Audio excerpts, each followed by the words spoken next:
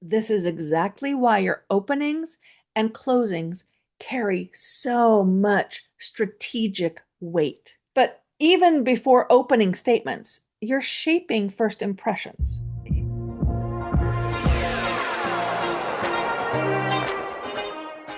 Welcome to the Foster Your Voice podcast with me, Christy Foster.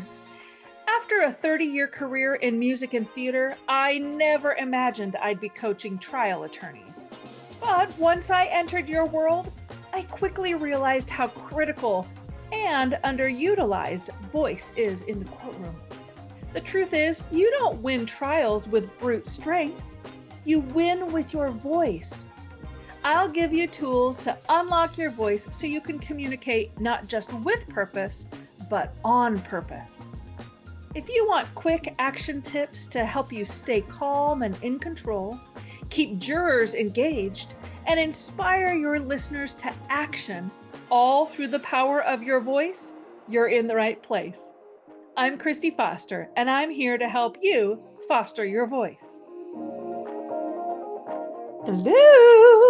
Hello, Foster fam. Welcome back.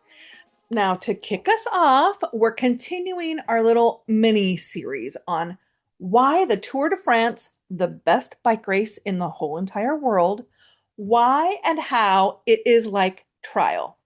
Can you tell I'm a big cycling fan? And I'm forcing it on you because I have a podcast and I can do that. Now, last week we talked about how both the tour and trial, or the whole lawsuit process really, are a test of attrition. It's not the person who wins the first stage or the first thing that wins everything. It's the person who finishes strong, makes it through all the tedium, and is still standing with the best time or best overall presentation at the end. Then we talked about how cycling, just like trial, is a team sport, even though there's an individual leader. The whole team working together helps the leader win, get the verdict. But the leader would not be able to do it without their team or their whole staff, which nicely ties into the third fact that everyone has a critical role to play.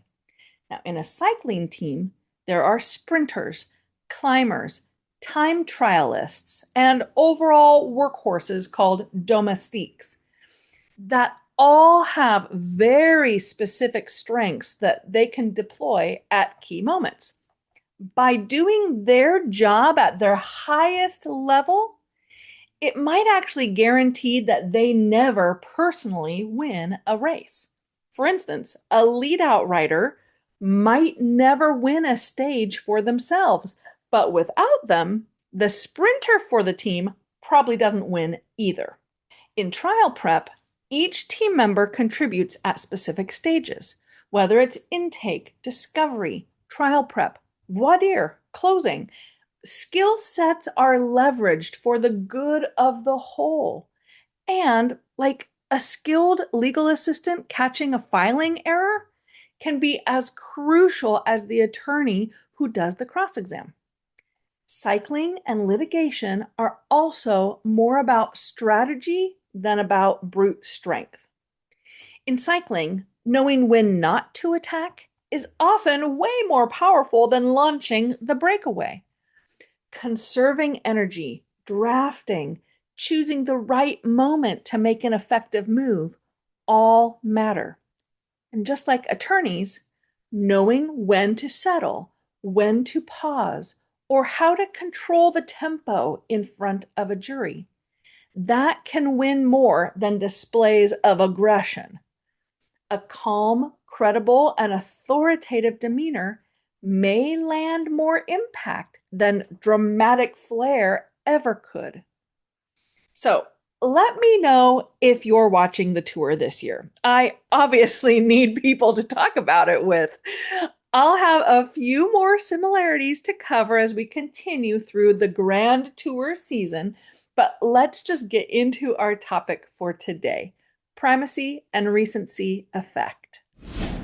You know what I hate? Being misunderstood. It's actually one of my biggest fears, if I'm honest, right up there with birds. Yes, I'm afraid of birds. Leave me alone about it already. Being misunderstood is just the worst, though. Trying to communicate something and seeing that it's just not landing the way you intend. Too harsh of tone with your kid or spouse that ended up setting them off. A thinking face that got interpreted as annoyance or irritation and ended up shutting down the conversation and leaving you baffled.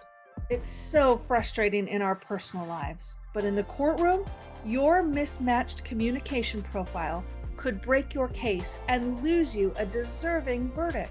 So, I've created a free guide to get you thinking about the emotional profiles you create. It's a printable guide to help you 10x your communication impact by mastering 6 emotional profiles for clear and authentic connection.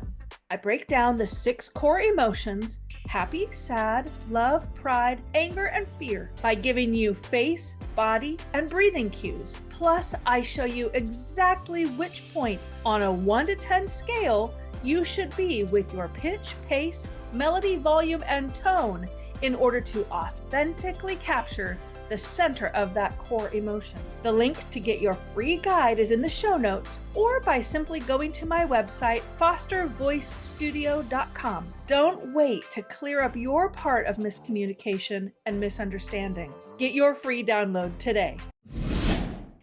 Today we're talking about something that's just as true for the courtroom as it is on stage.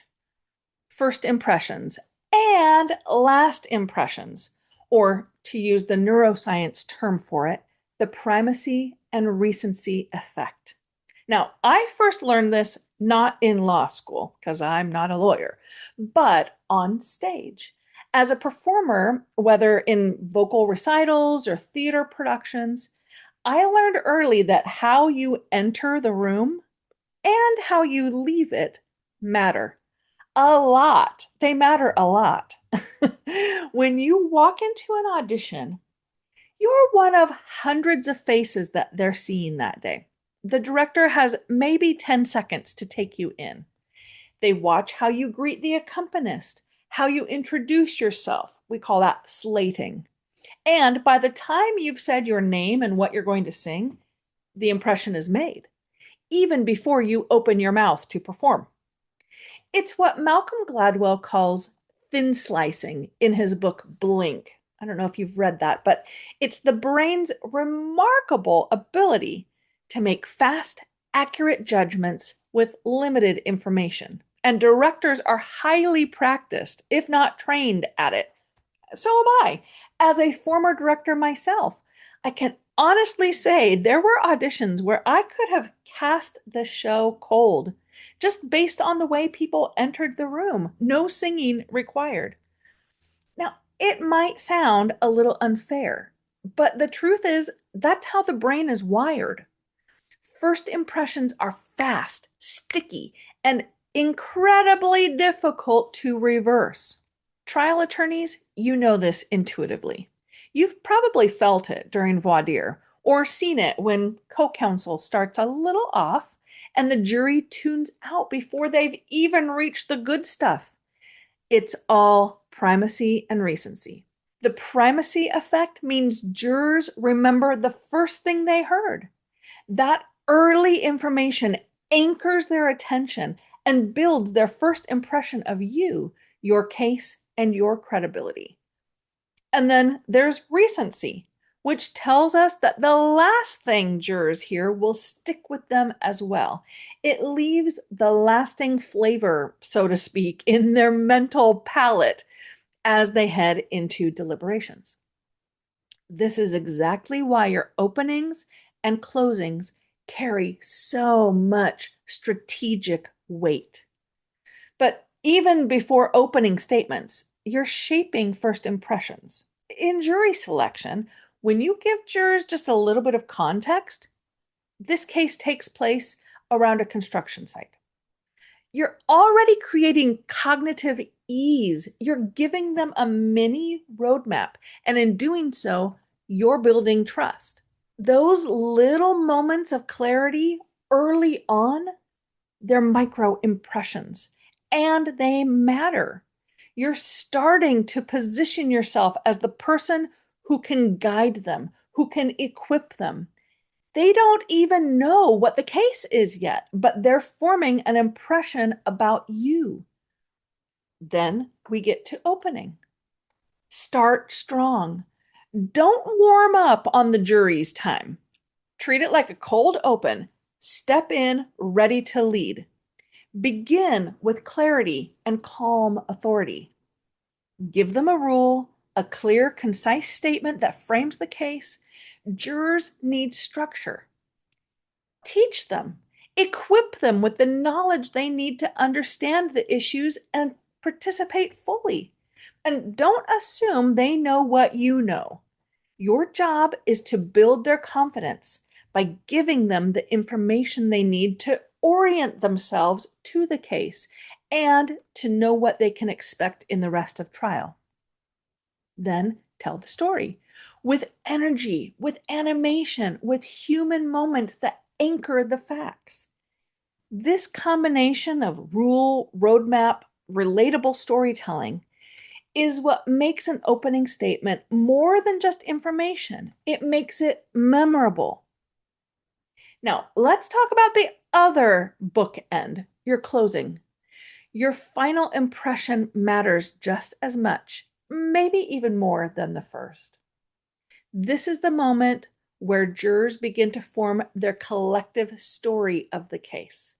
They're weighing everything you've taught them, and they're getting ready to enter a room without you in it to decide.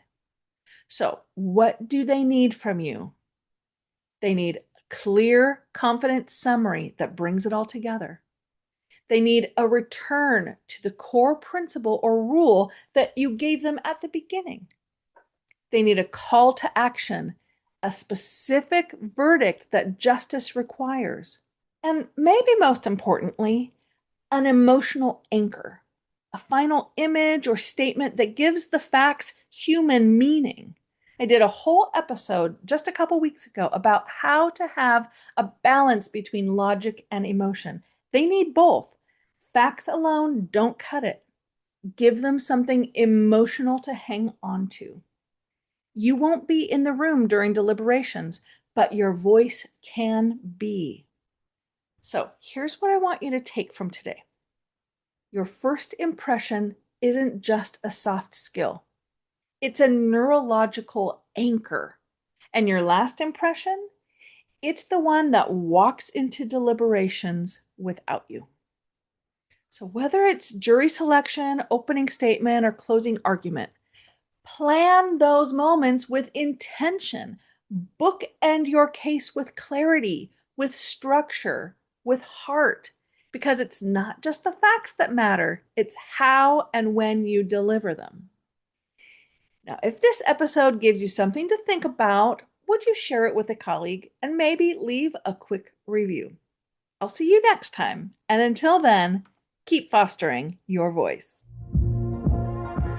Thanks for pulling up a seat with me today and for being part of the Foster fam.